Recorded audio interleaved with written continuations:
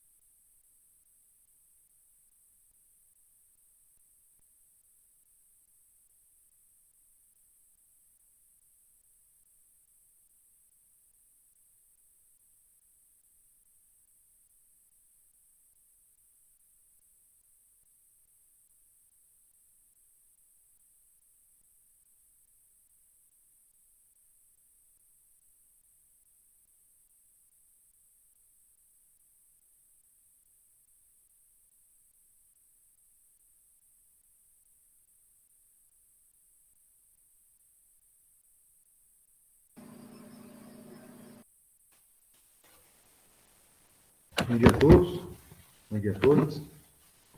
Vocês me ouvem bem? Sim, Sim, Perfeito. Me chamo José Marcos, eu sou professor dessa disciplina de manejo da parte aérea e podas do cafeeiro.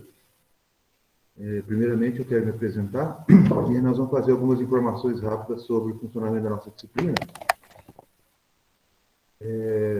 Eu sou engenheiro agrônomo, sou formado pela UPLA há 20 anos, 2001 para 2002.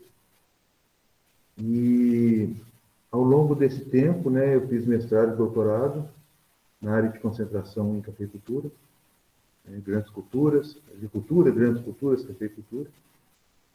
E passei por um período de trabalho na Emater, Minas Gerais, E em 2007 eu ingressei no Instituto Federal como professor, na verdade na Escola Agrotécnica, né?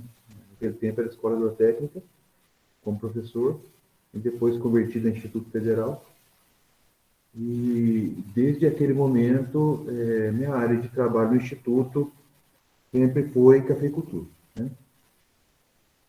E uma questão interessante, né, que o campus oferece cursos que destrincham a cafeicultura, né? O curso que vocês participam, existe também um curso superior de tecnologia em cafeicultura, que pega toda o que a gente chama de o estudo da cultura do café, o entendimento da cultura e destrincha em várias disciplinas. E essas disciplinas a gente vai aprofundando. Então, nesse circuito da cafeicultura, já participei em várias áreas. Hoje eu trabalho no setor de café aqui no Instituto, sou coordenador geral da área de produção, que congrega 14 hectares de café em produção, congrega uma unidade de processamento pós-colheita, secagem, armazenamento, beneficiamento, rebeneficiamento, vocês terão a oportunidade de conhecer isso tudo. E também um laboratório de classificação dos mais bem montados que eu já visitei, que eu tive a oportunidade de conhecer, e uma indústria de torrefação de café com capacidade de 400 sacas por mês. Também me especializei em análise sensorial de café em 2000 de 2010 para 2011. Eu iniciei esse trabalho de me capacitar em análise sensorial de café e hoje eu sou Q-Grader desde 2011. Né? Então essa é a minha formação, né? Desejo a todos, né, um excelente curso, sejam todos bem-vindos. Né? E aí eu fazer alguns avisos para que vocês possam entender uma pequena confusão que nós tivemos aqui. Houve uma confusão nossa, né, entre nós envolvidos na organização da disciplina, né, docente, programador, coordenador. Houve uma confusão com relação à atualização da plataforma do ciclo anterior para o ciclo atual. Tá? No ciclo anterior, era uma outra professora, né? E eu assumi essa disciplina novamente, né, para esse ano. Eu já fui professor dessa disciplina em períodos anteriores, inclusive eu que escrevi a apostila e a professora Luciana. E eu voltei a ser o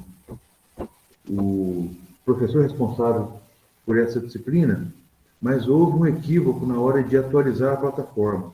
Né? A atualização foi feita na disciplina de outro ciclo que estava disponível.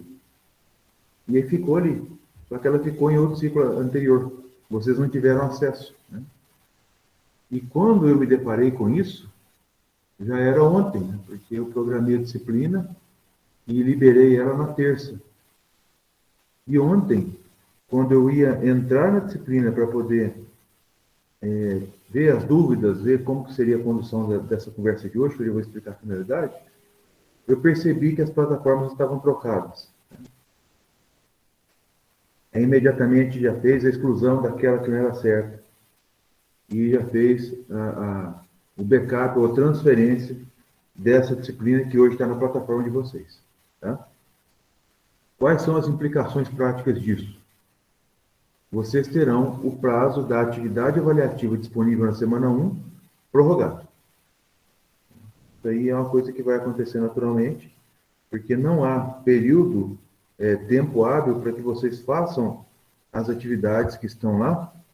E eu faço questão de recomendar na plataforma, eu acredito que alguns de vocês já acessaram, eu coloco alguns materiais lá na plataforma para que vocês tenham um resgate de informações que, ao meu ver, é extremamente importante para a condução dessa disciplina, o entendimento, né, desse conteúdo que nós estamos trabalhando hoje. Eu coloquei para vocês lá um material de aula que eu uso com alguns estudantes aqui do curso, que eu gravei no semestre passado. São 4 aulas de aproximadamente 1h20 cada, algumas um pouco menos, outras um pouco mais, sobre Então é isso que eu estou explicando isso. Só um minutinho, por favor, deixa eu terminar aqui, que depois eu explico. Alguns materiais para fazer o resgate das informações de morfologia e fisiologia. Né? Porque o que nós vamos conversar hoje, ou o que nós vamos começar a conversar, é a gestão do manejo da parte aérea do cafeeiro, mas é preciso que haja um entendimento muito claro de como a planta funciona. Essa disciplina de morfologia e fisiologia que vocês já fizeram, eu acredito que vocês todos já fizeram, é disciplina de primeiro, segundo módulo, não tenho certeza, ela é uma disciplina base, né? Base, para que vocês possam compreender de maneira assim, bastante subsidiada, manejo de praga e doença, nutrição, poda, questões relacionadas à determinação de espaçamento, sombreamento, autossombreamento, consorciação, tudo isso, né, todas essas práticas agrícolas, que vocês estão vendo agora por tópicos, elas são em função das características fisiológicas e morfológicas do cafeiro. Então, esse conhecimento de morfologia e fisiologia, ele é básico, tá certo? Ele é básico para tudo. Então, como esse conteúdo ele é bastante amplo, e eu acredito que a maior parte de vocês tem compromissos durante o dia, com trabalho, com família, eu não vou cobrar a atividade avaliativa, que inclusive o Luiz já falou para nós aqui, e ele não está conseguindo postar, provavelmente porque houve alguma questão de configuração na transferência de uma plataforma para outra. Eu vou ter que fazer isso aí para ir prorrogar o prazo até o final de semana que vem, para que vocês tenham condição de assistir tudo, né, prestar atenção em tudo, fazer as anotações, né, ler os materiais que estão lá e aí sim participar do fórum. Então vocês não se preocupem. Né? Essa atividade que o Luiz se refere, que ele não está conseguindo postar, é o fórum temático, e é preciso criar as salas polo por polo. Mas eu não tive essa condição de fazer isso na plataforma, porque a plataforma precisa ser programada para isso. Né? Para que eu consiga criar salas em cada polo, os grupos têm que estar separados na programação. E no momento da transferência de um ciclo para o outro da plataforma que foi feita, essa programação foi perdida. E eu vi isso em um momento onde os programadores já tinham saído do trabalho. Eles vão voltar ao trabalho segunda-feira eles organizam e eu faço a postagem dos fóruns, classe a classe, polo a polo, para que vocês tenham condições de postar. Né? Então, eu, professor, a equipe de programação, a coordenação do curso, nós pedimos desculpa por isso, né?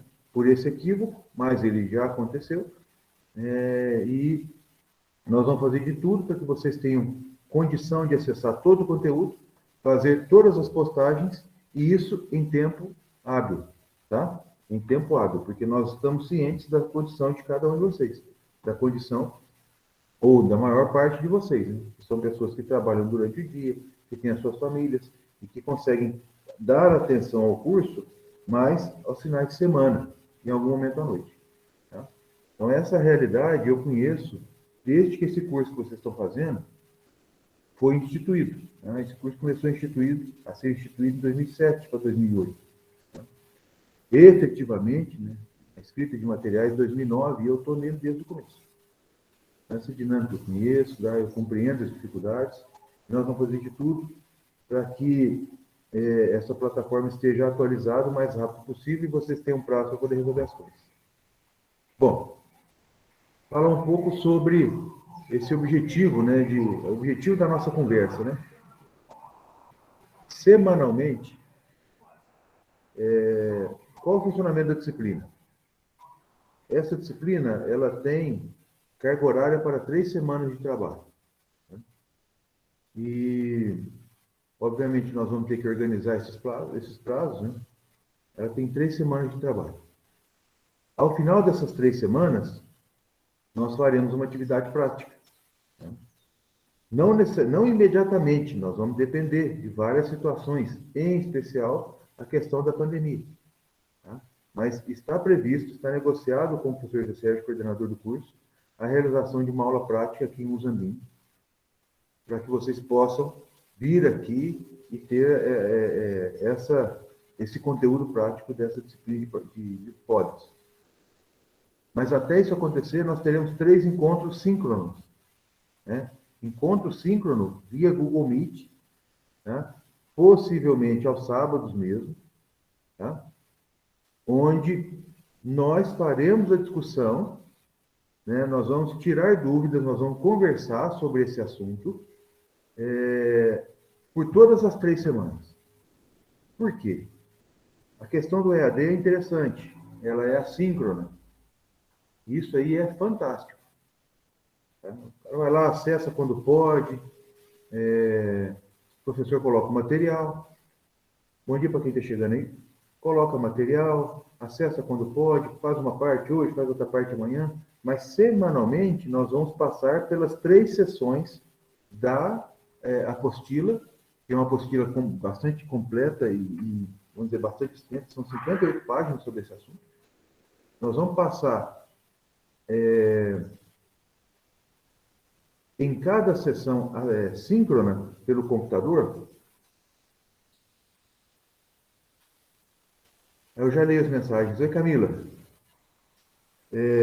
Em cada semana, nós vamos passar por uma parte dessa sessão. Tá? Então, é muito importante, eu estou estabelecendo com vocês aqui uma metodologia, que isso aí é uma questão interessante da gente conversar também, não faz parte do conteúdo de poda, mas só para vocês entenderem, porque quando a gente entende as coisas, a compreensão nossa fica mais fácil, né? Eu estou fazendo com vocês uma dinâmica chamada de sala de aula invertida. A sala de aula invertida, vamos falar da sala de aula convencional. A sala de aula convencional é assim. O professor prepara o material, apresenta para a classe, e a classe tem contato com aquele conteúdo naquele momento. Tira as dúvidas naquele momento, e o assunto evolui. O assunto no próximo encontro já é outro assunto. Isso é a sala de aula convencional. A sala de aula invertida, ela funciona da seguinte maneira. O professor prepara a sala de aula para que os estudantes tenham acesso prévio aos materiais. Tá? E aí, eu coloquei para vocês 4 aulas de morfologia e fisiologia, já são mais ou menos 6 horas de prosa. Uma parte da aula ministrada pelo professor Cláudio Baquião, de alguns semestres anteriores, mas a gravação ficou excelente. E o Cláudio é um cara top demais, cafeicultor, fez especialização, fez curso de especialização na Censo, tá? É também provador de café, um cara prata finíssima, ele fez uma gravação fantástica desse material, está disponível também. E coloquei também alguns papers, alguns materiais para que vocês possam ler, né? E aí vocês assistem isso, têm conhecimento do que vai ser discutido, e no sábado a gente encontra e conversa sobre o material, e vocês têm condição de tirar dúvidas a partir do estudo de vocês.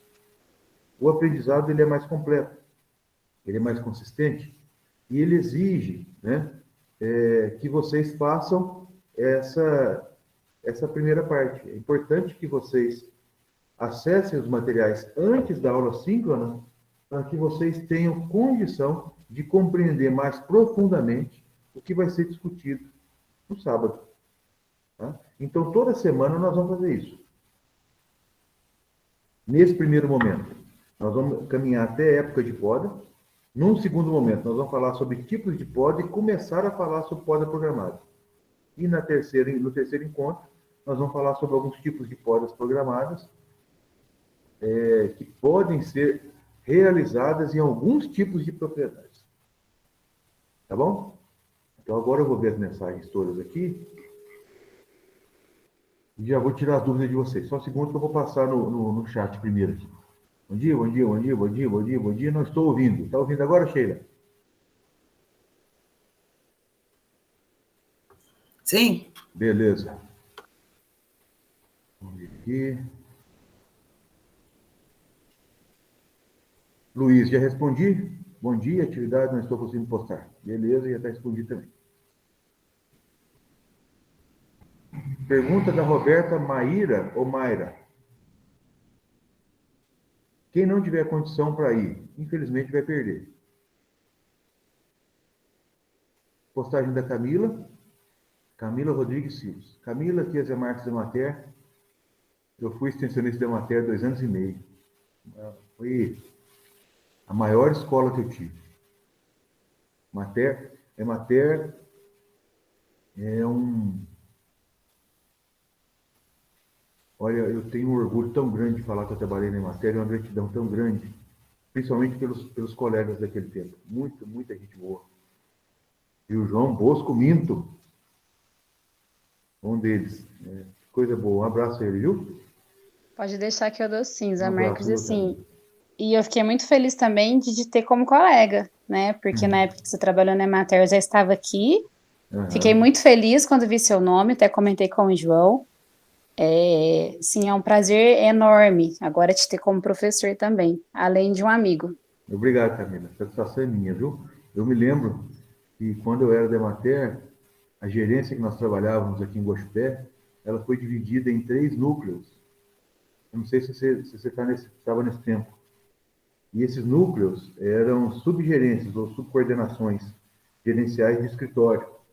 O João Bosco ficou responsável por uma. Nós tivemos um outro colega responsável por uma intermediária que eu não lembro quem. Era o João Bosco com os escritórios lá de Paraíso e eu peguei de Cabo Verde até Congonhal. Nós trabalhamos muito tempo juntos. Uma boa experiência, uma boa lembrança disso. Um abraço aí, por favor, viu? Pode deixar que eu dou outro para você. Obrigado. E Natália Frazão, a questão da aula presencial eu ainda não sei, tá? A programação é que nós realizemos uma aula presencial no formato de dia de campo, tá? Onde nós teremos várias estações com todas ou com a maior parte dos conteúdos que vocês estão tendo nesse módulo, tá? Mas ainda não posso te dar a data porque vai ser em função de conteúdos de outras disciplinas, de possibilidades a serem negociadas pela direção do campus em função dessa questão da pandemia, que nós não podemos falar que tudo pode ser programado, porque pode virar tudo de uma hora para outra, não sabemos como que é. E também de um arranjo que deve ser feito pelos polos, né, junto às prefeituras. Porque normalmente funciona da seguinte forma. Nós organizamos o evento aqui em Muzambique, preparamos a escola, preparamos as estações, fazemos aqui todo o arranjo prático para fazer a aula, e vocês, com recursos da prefeitura ou do polo, eu não sei como que está funcionando hoje, que eu estou retornando ao curso depois de algum tempo de afastamento. Normalmente, na minha época, a prefeitura disponibilizava um ônibus ou uma van para trazê-los aqui. Isso tudo tem que ser organizado de uma maneira simultânea entre os polos, entre o instituto, para que vocês tenham a aula prática do conteúdo que vocês estão tendo junto com a questão logística de transporte. Tá bom? Respondido, Natália?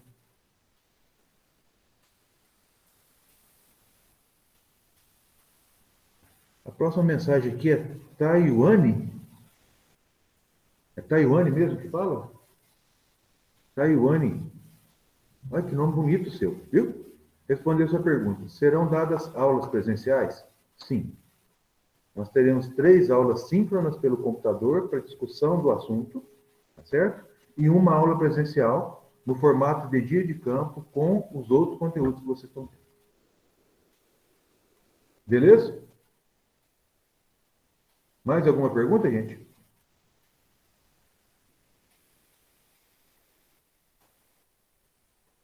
Pergunta da Taiwane. Se não for na aula presencial, será reprovado? Não.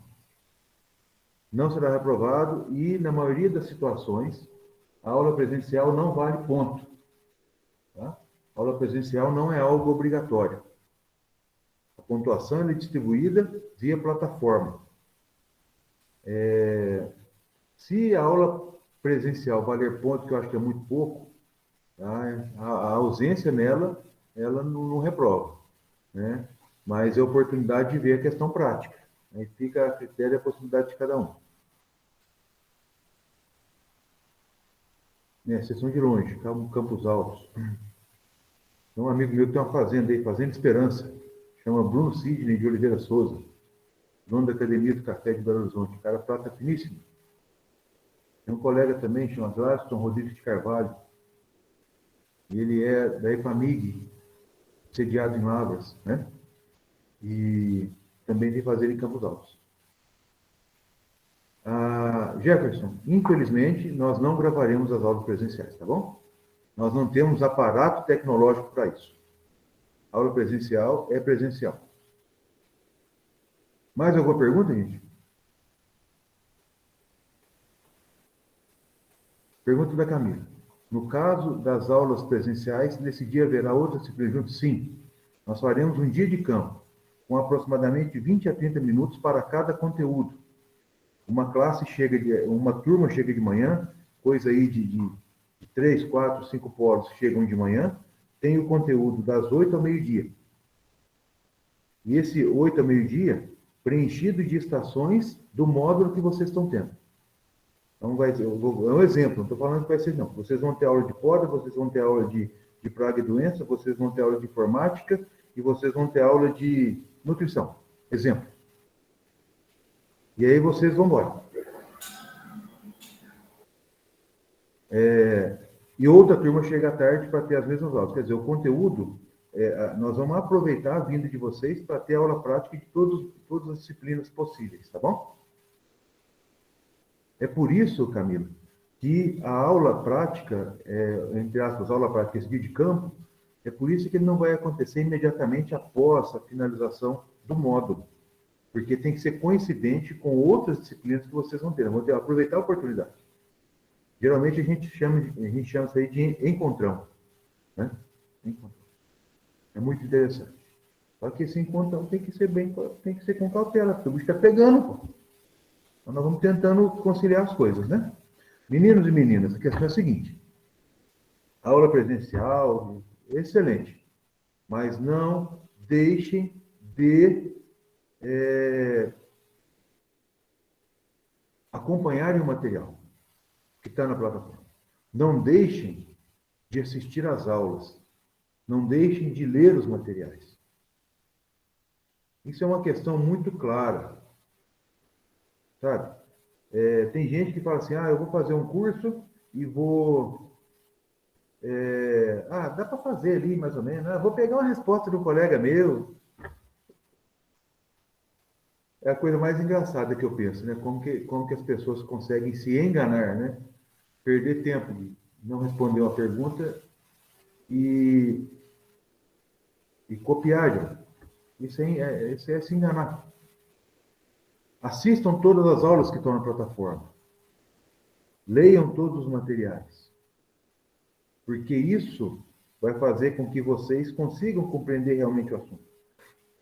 A aula prática, ela é um fechamento de algumas minúcias práticas. Tá? É importante? É extremamente importante. Mas falar que vocês vão sair daqui sabendo podar café depois de uma aula prática de 1 hora, não vai não. Conhecimento teórico, ele é a base do conhecimento da atividade prática. Então, leiam bastante, assistam bastante as coisas. Pergunta da Ana. Alguém que não esteja participando do curso poderá participar da aula também? Então, nós não podemos restringir a entrada de ninguém, mas não vai ter almoço, não vai ter café da manhã, não vai ter nada. Tá certo? E existe uma outra questão bastante importante.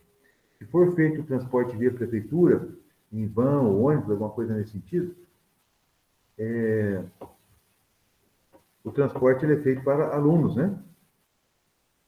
Dificilmente vai ser concedida essa permissão, mas vai saber, né? Mais alguma pergunta? Ou nós já podemos falar de poda?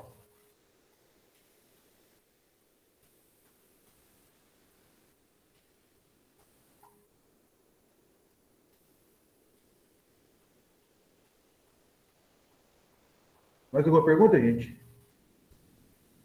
Beleza, tudo certo, tudo certo. Nós estamos em 30 pessoas na classe, tá? Pessoal, então, agora nós iniciamos o nosso assunto técnico, né? E quando a gente pensa, né, quando a gente reflete sobre um curso técnico em cafeicultura, a gente já começa a entender assim: eu estou fazendo um curso para aprender a operar uma máquina, eu estou fazendo um curso para aprender a provar café, eu estou fazendo um curso para poder aprender a regular um pulverizador, eu estou fazendo um curso que vai me dar uma aptidão prática para trabalhar em lavoura de café. Seja para prestar serviço para uma empresa produtora, uma fazenda, um sítio, um grupo de produtores, seja para eu tocar a propriedade minha, do meu pai, da minha família, da minha mãe, do meu irmão, para poder ajudar. Não é isso? A maior parte dos objetivos, né, os objetivos individuais, eles caminham nesse grupo da prática, entendimento prático, da mão na massa. Mas só que tem uma questão muito importante antes disso. Antes de acontecer a mão na massa, tem que existir o entendimento e a reflexão sobre o assunto. Isso faz parte de qualquer curso em qualquer nível. Tá? Eu posso estar falando para vocês de um curso de pós-graduação, posso falar para vocês de um pós-doutorado, posso estar falando para vocês de um curso de doutorado. Em todos os tipos de curso, a primeira questão que a gente tem que conversar é o entendimento da gestão, a administração daquele assunto, a forma de lidar com aquele assunto, a forma conceitual e teórica de discutir aquele assunto. Porque isso nos permite refletir sobre várias situações. E é isso que vocês vão encontrar no campo. Seria muito pobre da minha parte se eu chegar para vocês e falar assim, ó, café é uma planta que aceita ser podada. Tá, isso é um conceito novo. Antigamente não pensava nisso. Café é uma planta que aceita ser podada. A poda de café, ela acontece no ramo ortotrópico, ela acontece no ramo plegiotrópico, e ela tem que ser feita de tal forma e tal época. Esse tipo de conversa, esse tipo de informação, é informação para 20 minutos de conversa. E nessa situação, eu estaria mostrando para vocês a parte operacional apenas. Tá? Não estou falando que essa parte não seja importante, ela é importante. Tá? Ela é importante. Tudo caminha para isso, para fazer com que seja realizada uma prática agrícola no momento adequado, da forma adequada. Né? Mas existe o entendimento prévio, a compreensão do assunto. Eu não sei se eu estou sendo claro para vocês, mas essa frasezinha que está aqui, ó, ela para nós ela é extremamente importante. Porque mais à frente, eu vou falar para vocês o seguinte: o conceito de poda hoje, né, ele está mudando, ele está ganhando um novo sentido, não mais daquela poda que é aplicada, ou aquela prática de poda que é realizada quando a lavoura está depauperada. O conceito de poda hoje, ele pode ser pensado, né, a poda pode ser aplicada quando a lavoura de café ainda está com alto vigor. Ou seja, nós não vamos esperar a planta definhar, acabar, diminuir, desgastar para poder podar. Nós vamos fazer isso aí quando ela ainda tiver vigor. Pergunta é, como que nós vamos indicar para um produtor que ele tem que podar a planta quando ela está folhada? Esse entendimento desse novo conceito de poda, dentro de um contexto de uma cafeicultura mais tecnificada, né? E quando eu me refiro a tecnificação, eu não estou falando de uma cafeicultura de grandes fazendas com grandes áreas, não. Estou falando de melhoria do nível tecnológico, com a adoção de práticas agrícolas mais sustentáveis, mais pontuais e mais adequadas a cada situação. Ou seja, é um conceito que pode ser aplicado tanto em propriedades familiares menores, propriedades de médios produtores ou grandes propriedades. Não muda nada. O conceito é o mesmo. Só que, às vezes, a forma de conduzir aquela prática, a forma de manejar a parte aérea por meio das podas, varia em função de uma série de situações. Em especial, questões relacionadas ao nível tecnológico adotado pelo produtor. Tá?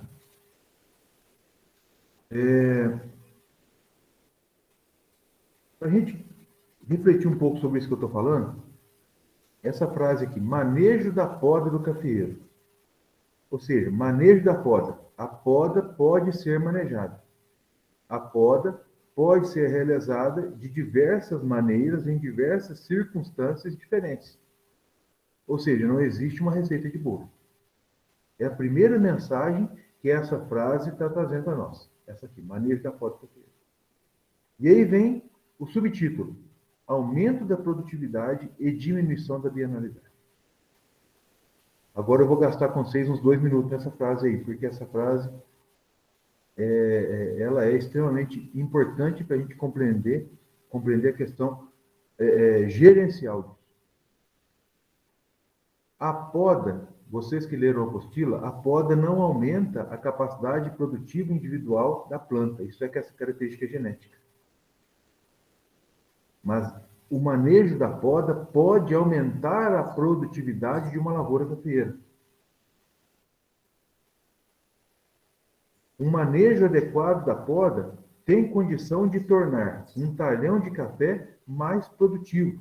Quando a gente fala em produção por hectare, é produtividade. Fala em produção por planta. Por quê? Porque o cafeeiro é um arbusto. O cafeeiro é uma planta que responde à poda. E mais adiante, né, vocês vão ver lá um dos fatores que induzem a poda, existe um fator que chama baixo vigor. Nós chamamos ele de baixo vigor. O baixo vigor significa dizer o seguinte, quanto mais a planta cresce, menos ela vai crescer. Quanto mais ela cresce, menos ela vai crescer no ano seguinte. Quando o ramo é novo, ele cresce muito. Quando ele está envelhecendo, ele cresce menos. Alguém pode me dizer por que isso acontece? Porque que quanto mais a planta cresce no ano, menos ela vai crescer à medida que os anos forem passando?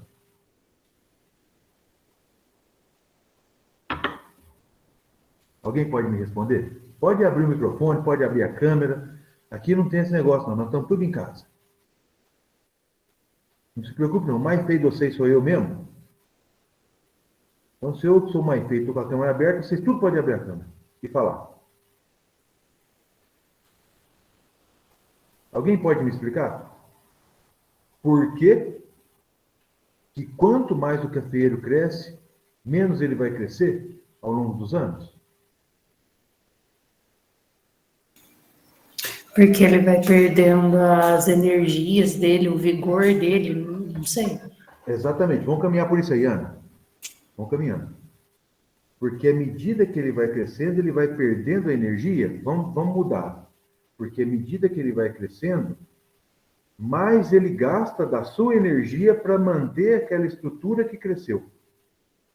Porque o cafeeiro não é uma planta que se desenvolve pelo meristema apical dos ramos, seja ramo progeotrópico, seja ramo ortotrópico. Não é? Se a planta cresce da ponta do ramo para frente, aquela parte de trás, geralmente plantas muito desenvolvidas, muito grandes, com ramos muito grandes, elas têm folhas na parte de dentro dela? Não. Não. Não tem, isso não acontece. Vai perdendo essas folhas. As folhas vão ficar por fora. Mas aquela estrutura interna, que não tem folhas, que não faz fotossíntese, que a fotossíntese ela está mais na parte externa, na periferia da planta. Essa parte que não faz fotossíntese, ela precisa se alimentar, ela precisa ser nutrida, ela precisa de seiva, ela precisa de fotossimilado. Quanto maior a planta é, maior a energia necessária para ela se manter. E, consequentemente, menor será a fotossíntese líquida. Significa dizer que aquela energia que é sintetizada por aquelas folhas presentes no ramo plegiotrópico lá na frente, lá compridão de 1 metro, 1,5 metro, essa energia que é sintetizada por essas folhas que seriam necessárias, seriam utilizadas para o crescimento e para a produção da parte nova do ramo, né? Porque o cafeiro cresce num ano e produz no outro, ela é utilizada para manter a planta, aquela estrutura gigantesca.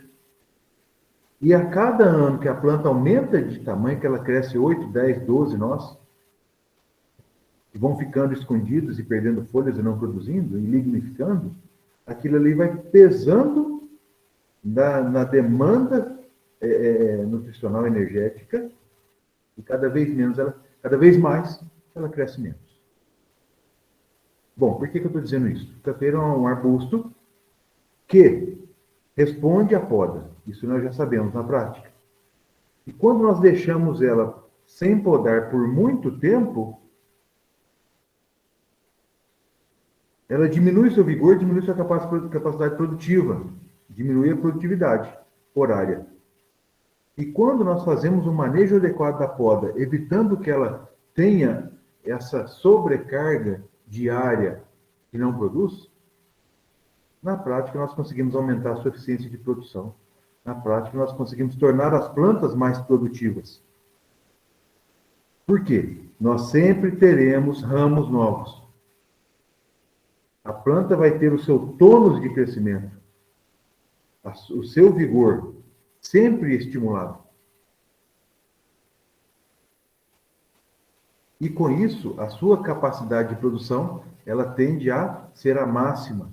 Então, quando nós comparamos uma planta com podas bem manejadas e uma planta sem podas, nós percebemos que a prática da poda aumenta a produtividade na área.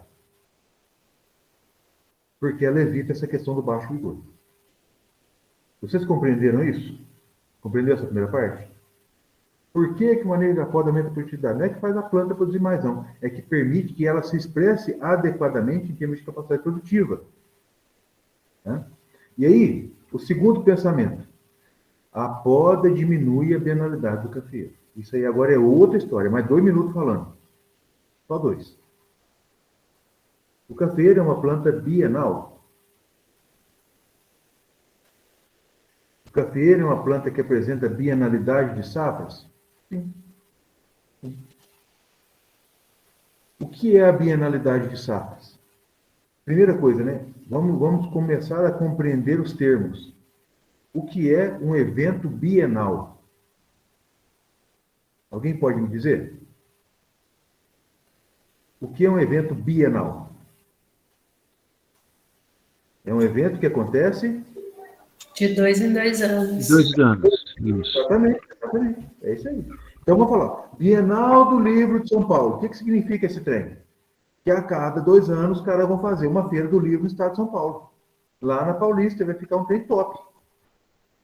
Mas essa parada acontece a cada 2 anos. Bienal do Livro. Tá? Existe uma confusão muito... Só um minutinho, Marcelo. Existe uma confusão em termos bienalidade. Bienal. Evento a cada 2 anos. Bianual. 2 eventos por ano. Cafeeiro não apresenta 2 cargas por ano. Não tem bienalidade de safra. É bienalidade. Bienalidade de safras. Aí existe um outro entendimento muito importante. Cafeeiro é uma planta que produz a cada 2 anos? Cafeeiro é uma planta que apresenta bienalidade de safras? Cafeeiro apresenta bienalidade de safra, gente? Não, ele produz todo ano. Um ano mais, outro menos. Exatamente, Valdo. Então, é bienalidade de safra alta, bienalidade de safra baixa. Num ano apresenta uma safra mais alta, no outro ano uma safra mais baixa. Tá certo? Agora, o Marcelo ia falar uma coisa, eu interrompi, pode falar. O café produz em cima do ramo que ele fez crescer no ciclo anterior, né? Exatamente. Então, um ciclo é usado para crescer os ramos plagiotrópicos, né? Que vão gerar a produção do ciclo posterior. Exatamente. Gente, Mas isso... a bienalidade, né? Pois é, aí é nesse ponto que eu peço encarecidamente para vocês assistirem essas aulas que eu postei sobre morfologia e fisiologia. Porque lá eu defendo um pensamento e a maioria das pessoas não concorda. Eu vou apresentar para vocês aqui. Eu vou fazer uma afirmação. O cafeeiro não é uma planta bienal.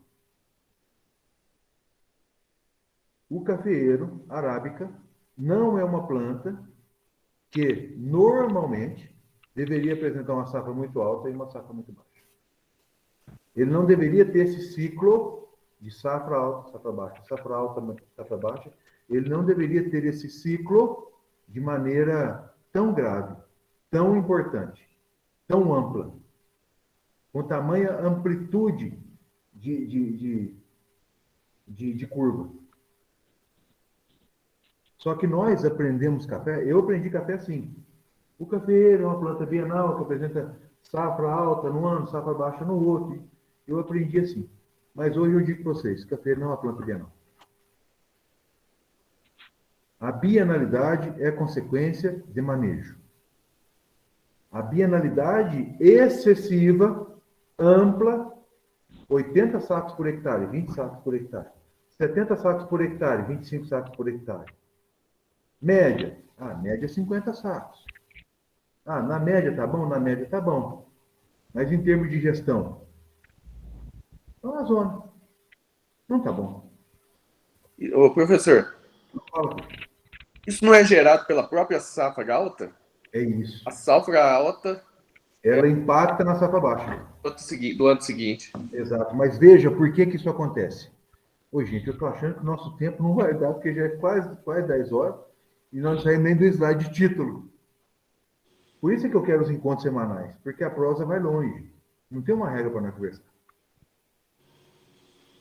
Por que eu digo para vocês que o café não é uma planta bienal? Como disse para nós o Marcelo,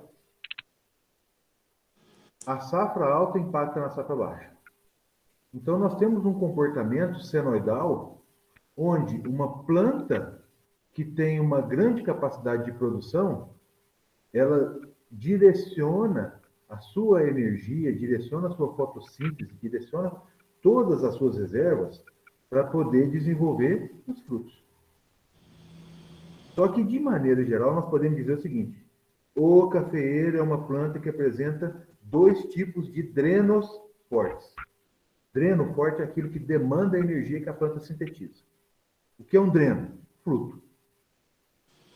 Tá? E o que é o outro dreno? Capacidade de crescimento, meristema apical. Seja meristema apical de ortotrópico, seja meristema apical de plagiotrópico.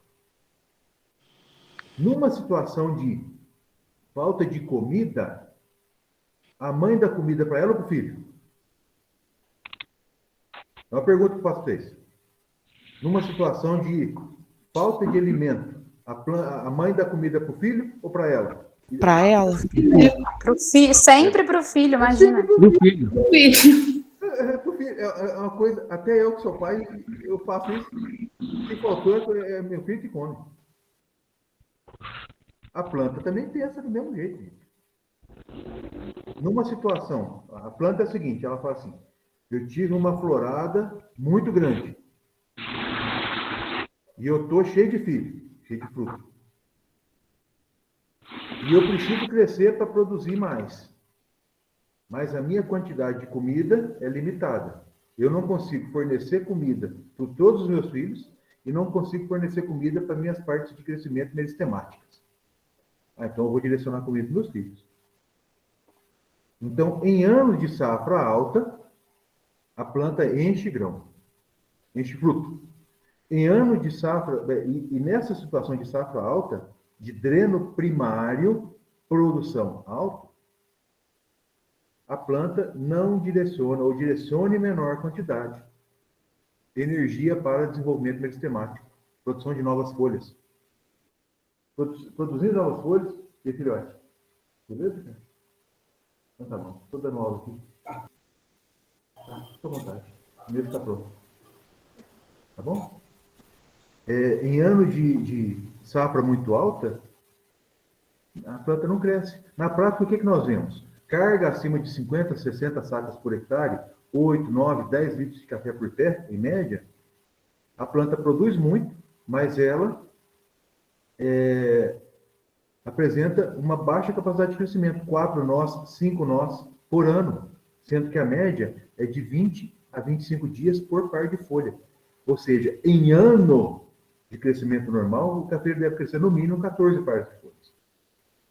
Por quê? Porque o dreno primário está demandando muito.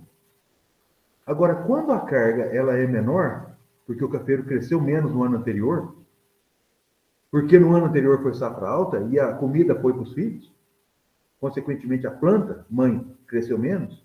Se cresceu menos, tem menos nós, menos gemas, menor florada, menor produção de frutos. Então, a fotossíntese, a fixação energética daquela planta consegue atender muito bem a produção e atender o crescimento. Aí a planta cresce mais. E como ela cresce mais, tá só um minutinho, Jefferson. Pode colocar a pergunta aqui que daqui a um pouco eu respondo.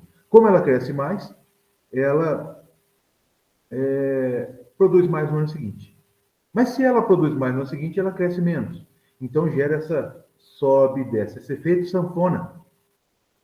Esse efeito sanfona, ele é lastimável.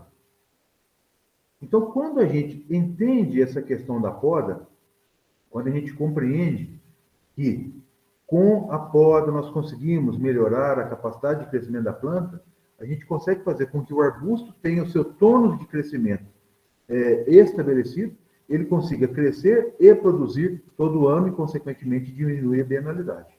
Mas vejam bem, vocês todos, meninos e meninas, vejam bem.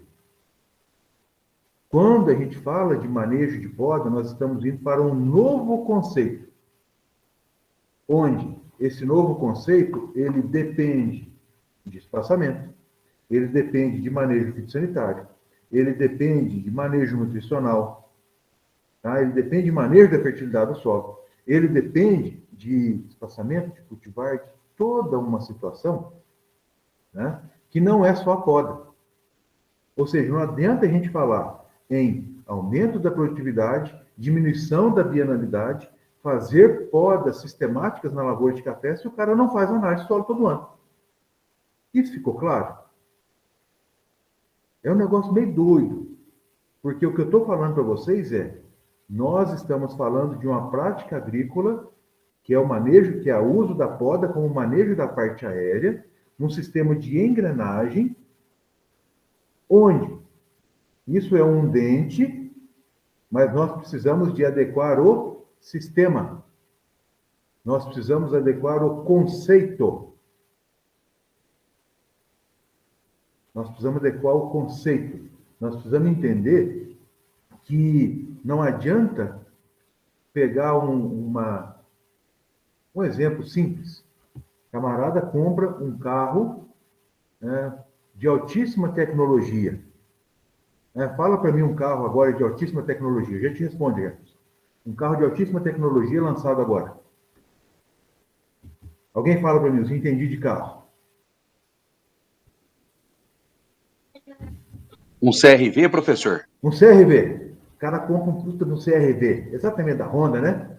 Um carrão. Mas na hora que ele vai fazer a manutenção do carro, ele não coloca um óleo no motor do mesmo nível de tecnologia que aquele carro comporta. Ou melhor, uma outra situação. Ele compra um CR-V e coloca pneu recalchutado. Você coloca até a integridade física da família em risco você colocar um pneu recalchutado no carro. Você entende que coisa complicada é essa? Então, quando a gente traz isso, né, para esse conceito da poda, esse conceito da adequação de uma prática agrícola numa gestão, nós estamos falando de elevação do nível tecnológico da propriedade de uma maneira mais ampla, conjunta. E isso serve para pequeno produtor, para médio produtor, para grande produtor, não muda nada. Nós só temos que conhecer de tudo para poder adequar cada coisa ao seu momento. Peço encarecidamente, vejam aqueles vídeos de poda, de fisiologia. Vou responder a pergunta do Jefferson. A pergunta do Jefferson é o seguinte: a eficiência da poda pode ser a mesma em uma planta já com vários anos de vida quando comparado a uma poda, a uma planta mais nova? Sim. Sim, gente. E eu vou contar para você um negócio que eu vivenciei em 2004 ou 2005. Isso é um exemplo que eu trago comigo quando eu dou aula de fisiologia, quando eu dou aula de adubação, quando eu dou aula de qualidade, quando eu dou aula de poda. De 2004 para 2005, né, eu não falei isso para vocês, mas de 2004 para 2005, antes de eu ser admitido como funcionário da Emater Minas, eu trabalhei na Fundação Procafé em Varginha. Fiquei 2 anos na Fundação Procafé em Varginha como pesquisador, bolsista, em um projeto de sistema de safra zero, orientado por um pesquisador, uma pessoa fantástica, Carlos Henrique Siqueira de Carvalho. Carlos Henrique é pesquisador da Embrapa e fica lotado em Varginha na Fundação Procafé. Eu tinha terminado o mestrado e fui trabalhar com o Carlos Henrique na condução desse trabalho. Eu tive a oportunidade de visitar uma lavoura,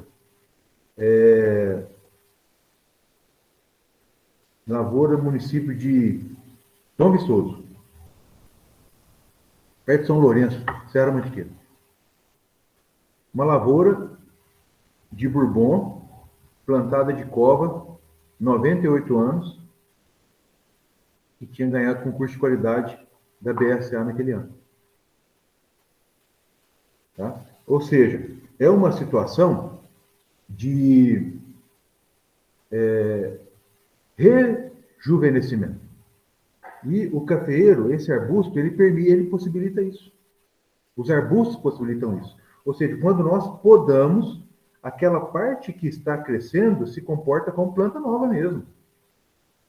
Uma capacidade de crescimento normal como planta em crescimento. Vamos pensar o seguinte, mais à frente nós vamos fazer essas contas, né? Mas vamos imaginar, plantamos uma lavoura de café, 2 anos crescendo, e ela inicia a sua fase de produção. Ela produz 7 safras. 7 safras, nós estamos falando em mais ou menos 8 a 9 anos. Aí nós fazemos um esqueletamento. Vocês vão entender essa prática lá na frente. Fazemos uma poda. Ela vai ficar mais 8 anos. Já foi para 16. Pode fazer mais um. Foi para 24. Depois de 24 anos de plantada, com 3 ciclos de produção e 2 podas, a gente faz uma poda mais drástica, faz uma recepa com uma poda baixa e começamos a planta de novo, mais 24 anos. Mas e o estande? Nós estamos falando de 50 plantas, 50 anos. Tá, mas só que tudo isso aí pode acontecer 2 vezes, 3 vezes. Tá? Ou seja, a poda permite o rejuvenescimento da parte aérea da planta e do sistema reticular na mesma proporção, e o tônus de crescimento ele é restabelecido. Por isso eu falo que diminui a bienalidade. Alguém perguntou alguma coisa aí? Por favor, faça a pergunta completa e explique o que você está pensando. Eu estava pensando na questão do estande. O que tem estande? Como que uma lavoura assim com tantos anos de vida ainda possui uma quantidade de plantas por hectares que sejam suficientes, né, para manter uma produtividade boa? Você acha que... A recepa morre de 10% a 15% das plantas. Não é possível que a lavoura que você manda recepar morre esse tanto. Deus me livre. Eles falam isso, pelo menos nos... Não, quem falou, você falou que tudo vai, tem nada não. Nossa senhora, de longe disso. E até mesmo, o Marcelo, né? Porque o conceito de poda, ele vem exatamente nesse ponto que você aborda. Ó, só um segundinho, segura a sua dúvida aí. Com relação a esse primeiro slide, alguém tem alguma pergunta a fazer? Segura a dúvida aí, Marcelo. Alguém quer fazer algum questionamento sobre isso que nós conversamos até agora, ou eu vou passar para o segundo? O segundo slide, não, o segundo, esse aqui é tudo que nós vamos conversar ao longo do módulo. Eu quero falar para vocês sobre os objetivos da poda e entrar nesse pensamento, ou nessa questão que o Marcelo traz para nós. Tá? Marcelo, eu vou precisar de alguns minutinhos para poder responder a sua pergunta, e eu quero fazer esse posicionamento primeiro, para depois a minha resposta ser bem clara. Okay. Pode ser? Ok. Beleza. Ó, eu quero falar para vocês sobre os objetivos da poda. É questão gerencial, entendimento fisiológico. Como que a poda começou? Quando que os cafeicultores descobriram que o cafeeiro poderia ser podado? Essa prática aconteceu quando a planta passou por um problema climático grave, ocorrência de geada. E aí eles fizeram uma poda severa, porque a geada foi muito intensa, nos idos de 1950, 1960, 1970. E lá houve o entendimento de que o cafeeiro é uma planta que, quando a gente faz a poda, ele brota. E esse conceito, né, de poda para adequação, de poda para correção, né, nós percebemos ele hoje de maneira muito clara.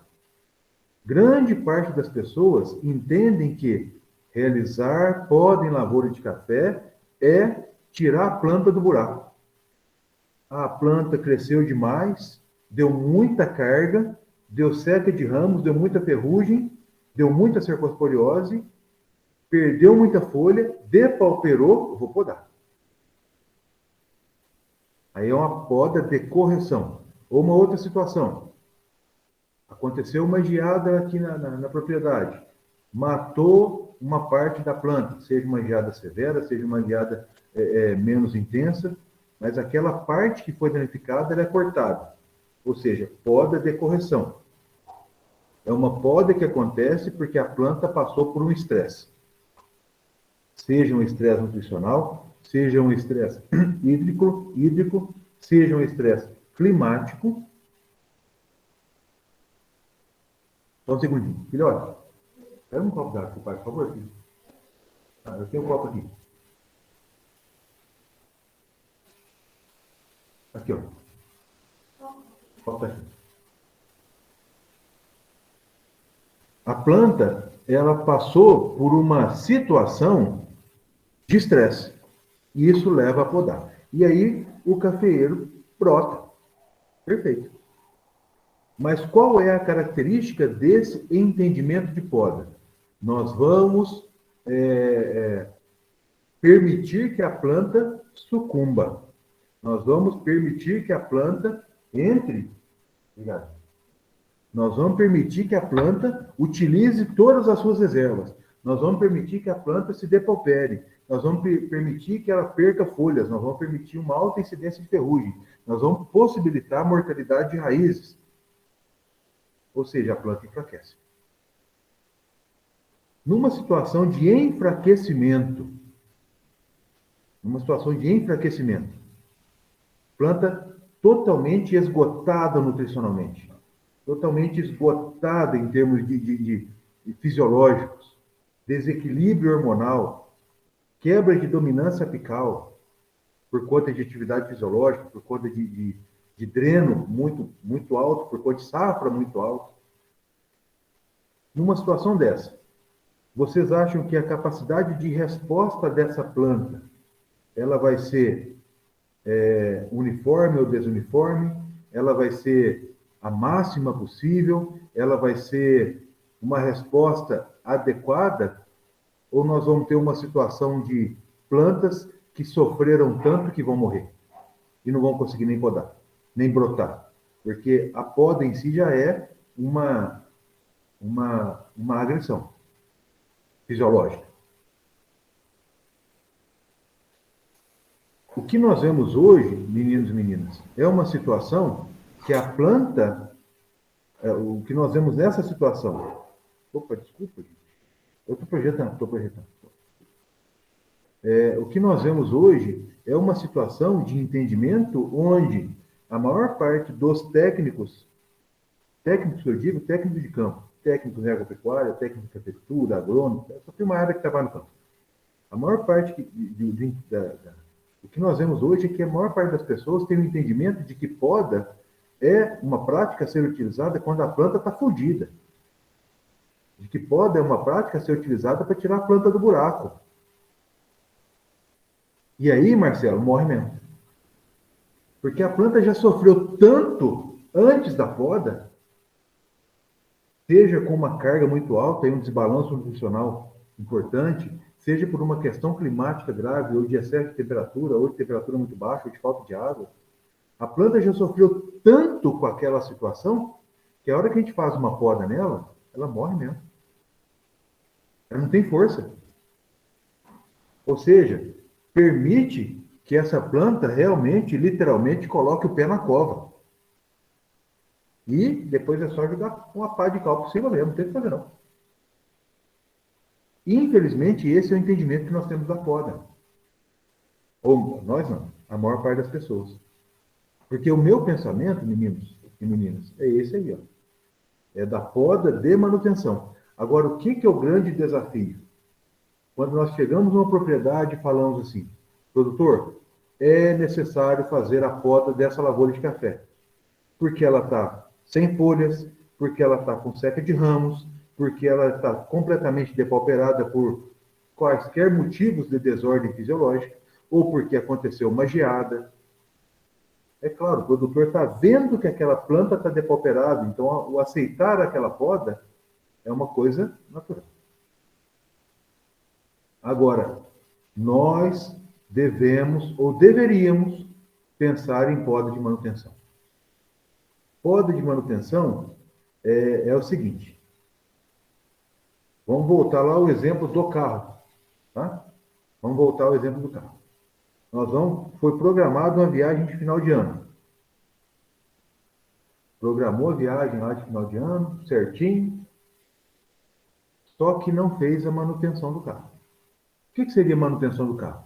Manutenção seria levar o carro numa oficina para fazer rodízio de pneus, alinhamento dos pneus, revisão de suspensão, trocar bucha, trocar bandeja, trocar pivô. Não é isso? E se fosse necessário, trocar o pneu. Isso é manutenção antes da viagem. Não, optou por não fazer. Optou por fazer a viagem com o carro com alguns problemas.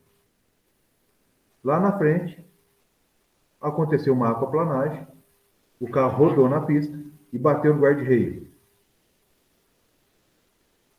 Agora vamos ver a situação. Tem que gastar com guincho, tem que gastar com táxi, tem que gastar com reforma da lataria e ainda tem que trocar o pneu, ainda tem que fazer o balanceamento, ainda tem que fazer toda a verificação na suspensão, do mesmo jeito. Fora o risco. Como o colega já falou aqui, pneu reformado não pode usar. Fora o risco. Então, essa é a analogia que eu faço entre poda de correção, quando não faz a manutenção do carro antes da viagem, e poda de manutenção. A poda de manutenção, quando nós fazemos pequenas intervenções em períodos menores para que a gente consiga manter o vigor de crescimento no máximo possível. E qual é a consequência de uma poda de manutenção? Consequência positiva, a planta sempre terá uma brotação mais vigorosa. Por quê? Porque ela não chegou no fundo do poço. Ela não chegou no fundo do poço. Ela não está aquela planta depauperada que não consegue nem brotar de maneira uniforme. Pelo contrário, a poda de manutenção ela é feita com a lavoura ainda com vigor, com a lavoura ainda enfolhada. E, consequentemente, se ela tem vigor, ela tem reservas, carboidratos de reserva na sua estrutura física, que no momento necessário ao desenvolvimento daquela brotação, enquanto ainda não tem folha, não consegue fazer fotossíntese, tem que usar a reserva da planta. Ela tem reserva porque ela não chegou no fundo do poço e, consequentemente, o desenvolvimento dessa planta, o desenvolvimento dessa brotação vai ser maior, a planta vai ter maior vigor de brotação, isso vai acontecer de maneira mais uniforme e, consequentemente, a recuperação dela passa a ser mais rápida. Além de a poda de manutenção ser uma poda menos drástica do que podas de correção. E se é menos drástico, o custo ele é menor de tempo, custo fisiológico, custo de dinheiro. Tá? Essa é a diferença de poda de correção, de poda de manutenção, e eu falei de uma questão, né, uma questão positiva no entendimento da poda de manutenção. Qual que é o desafio da poda de manutenção? é falar para um produtor que ele tem que podar uma lavoura e folhada, para não deixar ele chegar no fundo do poço. Por quê? Porque a maior parte dos nossos produtores só podam quando a planta está no fundo do buraco. E esse aí, moçada nova, moçada bonita, esse aí que é o nosso desafio. Um novo conceito de poda entremeado com boas práticas agrícolas, melhoria da fertilidade do solo, traçamento, cultivares, toda uma situação onde a poda ela se faz necessária para a manutenção da capacidade produtiva, diminuição da bienalidade. Vou responder a pergunta aqui do Jefferson. Oh, perdão, antes de você, Jefferson. Marcelo, eu respondi sua pergunta? Respondeu Beleza. sim. Pode falar. Eu vou fugir um pouquinho do assunto, mas eu tenho uma grande simpatia pela safra zero. Eu também. Eu já vi muitos estudos indicando que na média da produção, você praticar a safra zero diminui um pouquinho a produtividade. Mas eu nunca vi um estudo falando sobre a questão econômica. Então você vai pesquisar um trabalho. A safra zero. Você vai pesquisar um trabalho de um senhor chamado Ubiratã Ramos, publicado em 2005 no Congresso de Pesquisas Cafeeiras. Nesse trabalho eu também sou autor. Eu ajudei a escrever esse trabalho. Certo. Nós falamos nesse trabalho que a safra zero, ela mantém, nessa situação, ela conseguiu fazer a manutenção da capacidade produtiva com redução do custo de colheita em 75%. Puxa vida. Pois é, está escrito lá, tá bom? Tá bom. Então, vamos fazer uma outra coisa. Eu mando esse trabalho na plataforma. Ótimo. Só que não vai ser hoje, não. Tá Hoje bom. não. Hoje, depois da aula, eu vou abrir uma. Já está na hora. Tá bom? Mas aí, na semana que vem, eu vou colocar esse documento. Na realidade, esse documento já está na plataforma. Na semana 3, ele pode estar programado. Tá. Tá bom? Ele vai estar disponível lá. Tá bem. Perfeito? Pergunta do Jefferson. Jefferson Santos. Mas a poda sozinha não resolve o problema, certo? Não resolve. A poda é uma engrenagem. Digo, se não houverem os manejos adequados, a poda sozinha é capaz de salvar a planta? Não. Não. Porque, veja, qual é o motivo que está levando a planta ao depauperamento? Jefferson, quando a gente pensa que pode ser que uma lavoura de café esteja definhando porque o produtor não faz análise de solo e o pH está baixíssimo, o solo está muito ácido, com muito hidrogênio, muito alumínio, pouco cálcio, pouco magnésio, essa planta está passando fome e ela vai depauperar. Podar não vai melhorar. Certo? Então, é uma situação muito clara de entender o seguinte: a poda é um dente, que faz parte de um contexto. A poda é uma engrenagem que faz parte de uma caixa de câmbio. Eu gosto de carro. Por que eu falo de carro toda hora? Não adianta. Se quebrar uma engrenagem dentro da caixa de câmbio, estupia tudo. Tá? Isso tem que ser muito bem contextualizado.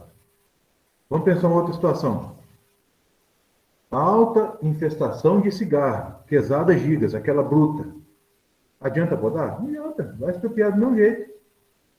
Ocorrência de nematóide no solo.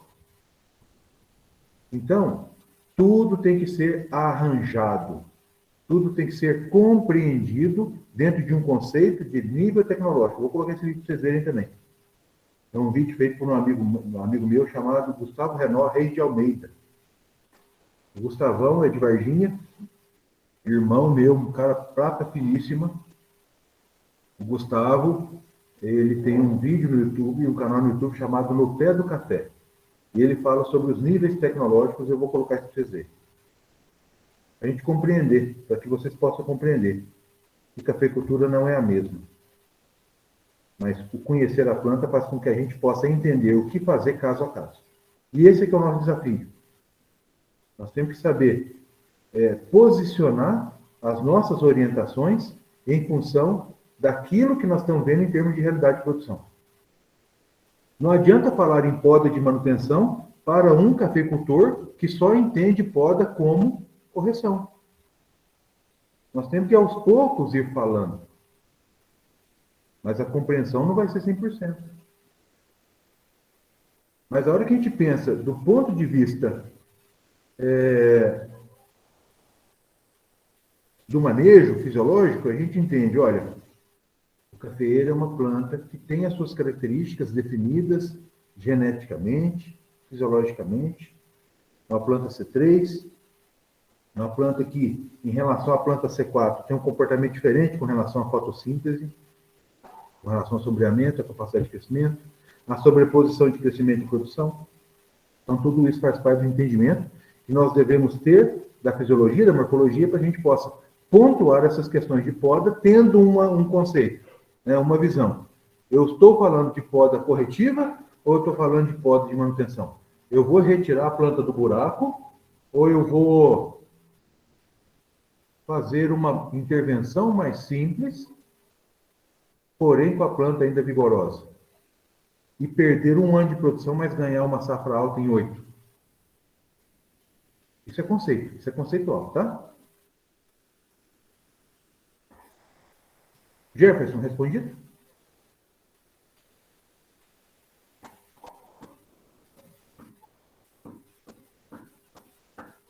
Alguém tem mais alguma pergunta, gente? Quer fazer? Eu estava pensando em já encerrar por hoje, para não ficar muito extenso.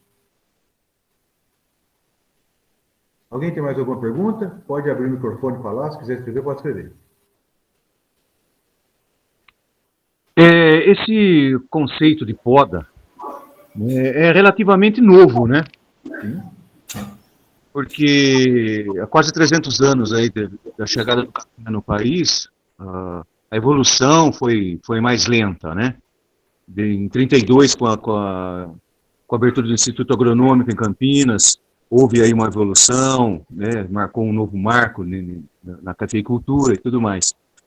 Agora, esse sistema de poda, né, em termos de produtividade, a safra zero, enfim, uma infinidade de tipos de poda de acordo com as necessidades, né? Isso é relativamente novo, né? Sim, porque até pouco tempo atrás, Walter, o entendimento era que o café ele era bienal, safras altas e safras muito baixas.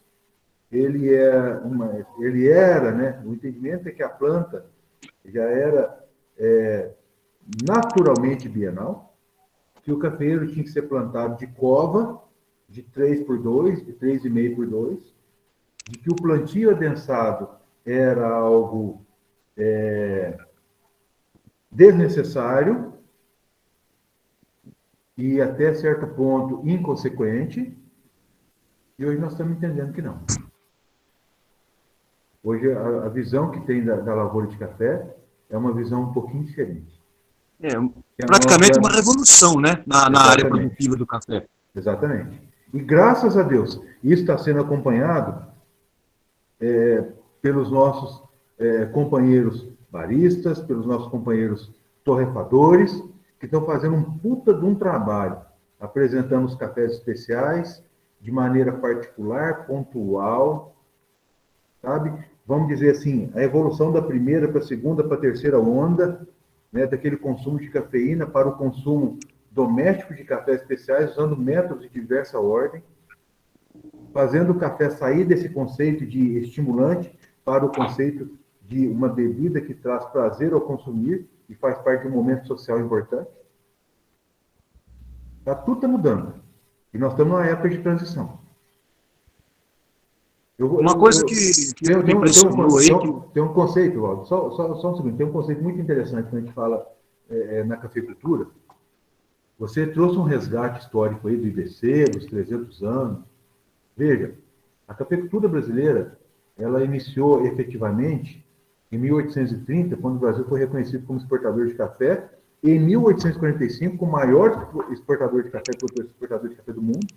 Depois, com o final dos escravos, a vinda dos imigrantes, a revolução cultural, expansão da cafeicultura em São Paulo, depois os filhos dos cafeicultores imigrantes, dos trabalhadores imigrantes, foram para o Paraná, fizeram a maior cafeicultura mundial no Paraná, com 50% da produção de café do Brasil, em 1940, 50, 60.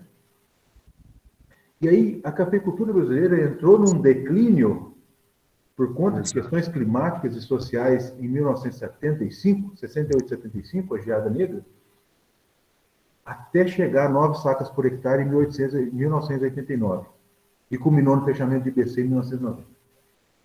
E aí virou um vácuo, um vazio. Nós estamos falando de uma cafeicultura que começou efetivamente, vamos dizer assim, economicamente impactante, em 1830, 1930, 1990. Nós estamos falando de 160 anos, certo? Perfeito. De um ciclo estável. Com o final do IBC, o vazio técnico que aconteceu com o fim da assistência técnica, o fim do crédito, o fim da extensão rural, tá? E o fim das questões relacionadas aos acordos internacionais que eram feitos pela Organização Internacional do Café, que fica em Londres, e a cafeicultura deixou de ser, vamos dizer, a exportação, o comércio internacional do café deixou de ser cotizado, vem um novo ciclo. Esse novo ciclo começa em 1994, quando empresas e instituições governamentais se organizaram para fazer o consórcio com um pontapé inicial da Emater Minas. Trabalho fantástico. E culminou com o consórcio de pesquisa de café em 1998, liderado pela Embrapa.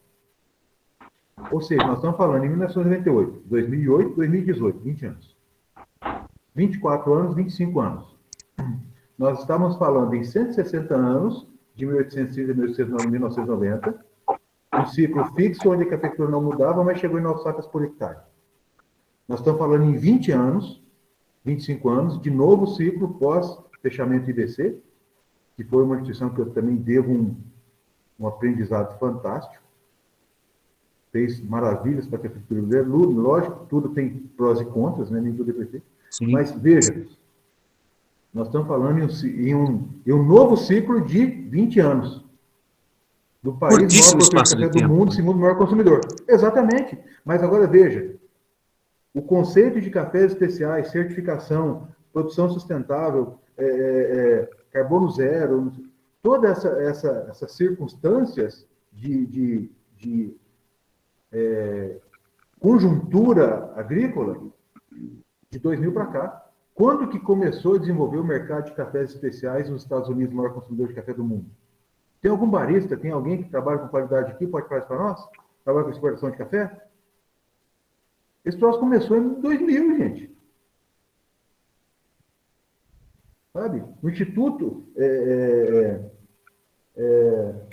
como é que chama? O CQI, Instituto de Qualidade de Café dos Estados Unidos, fica em Seattle, mais a SCA, primeiro protocolo SCA. Começou quando? Tem 20 anos, está fazendo 20 anos agora. Olha a revolução pela qual nós estamos passando quando nós falamos em café. E eu vou encerrar essa aula falando um negócio para vocês. Vocês prestem muita atenção no que eu vou falar. Prestem muita atenção no que eu vou falar. A cafeicultura brasileira está aqui economicamente ativa desde 1830.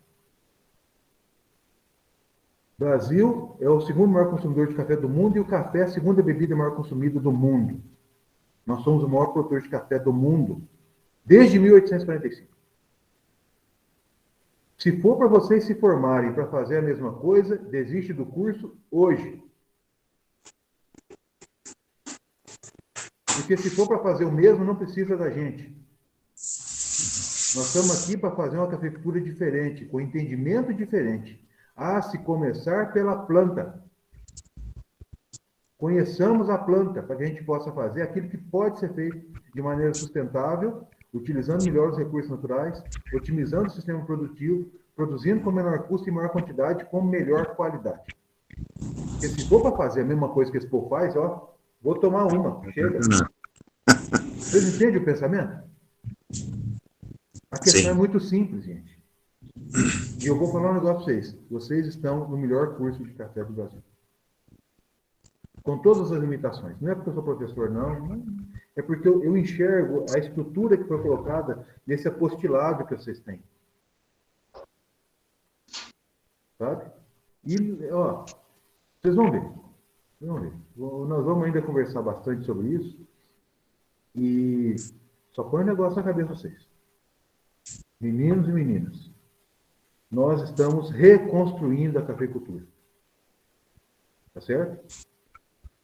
Agora, quando a gente tenta mudar um navio carregado de rumo, é devagar, né?